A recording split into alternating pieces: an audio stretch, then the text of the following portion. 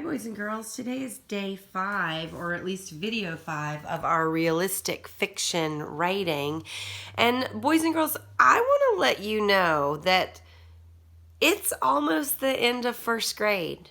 And I know it's been so weird to have the end of first grade be at your home. Wow.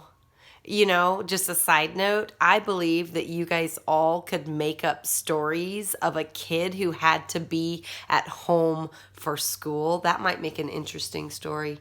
But anyway, it's almost the end of first grade, and this is what I want to tell you. You have learned so many things in writing that it's time for you to start being your own teacher. Yeah. Did you know that fiction writers, realistic fiction writers, they have important choices to make every day in their writing? And so you are going to teach yourself today. And what you're going to do is you're going to think to yourself, what am I doing really, really, really well? Like, what am I so good at?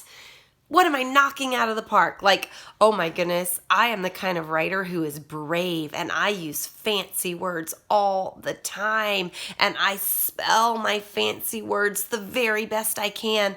I am so good at that. So you're going to think, what do I do really well? But then you're also going to think, what do I need to work on? Because writers, in order to get better at writing, they don't just keep doing what they're really good at. They think about, what am I not as good at? What do I need to work on? And they make a goal of what they want to work on. That's what I want you to do today. You've been writing for the last week or so, either in your journal or with realistic fiction. And I want you to look back through your stories and think, what am I doing really well and what do I need to work on? And one way you can do that is by going to the narrative checklist, which is in your Google Classroom, and looking through all the things that we are supposed to be doing. Now, are you writing your characters that you make up? You don't have to write about when you did something, but you have to write about when your character did something. Are you showing what your character is doing?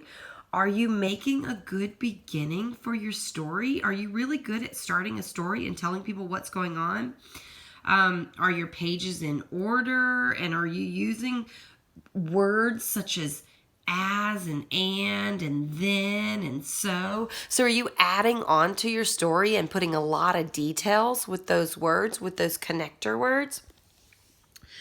Are you putting an end on your story? Yeah. And are you writing your story across 3 or more pages? I bet all of you guys are doing more pages. So you're going to use this right here to see, did I use labels and words to give details? Did my picture match my story? Did I use all I know about words and chunks of words to spell all my words right? You're going to use those things to see, am I doing a great job and what can I do better? Okay? You can also go back to ways to make your stories come to life. Do you remember that chart? And see, did I use action? Did I use dialogue? Have I been slowing my story down so that it creates excitement? Yeah. You can think back to when we were making words pop out on the page. Are you doing that?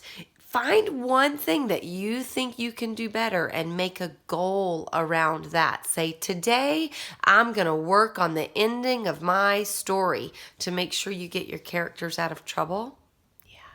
So that's what I want you to do today. I want you to reread your reading. No, sorry. I want you to reread your writing and think to yourself, what do I need to work on? And I want you to write that goal out on a piece of paper. You could even get your grown-up to write your goal out if you want to. Say, Mom, this is what I'm going to work on today. Or, Dad, this is what I'm going to work on today in my writing. So I want you to write it down so you can really remember what you're going to do and then work on it. Okay? All right, you guys, go get to writing.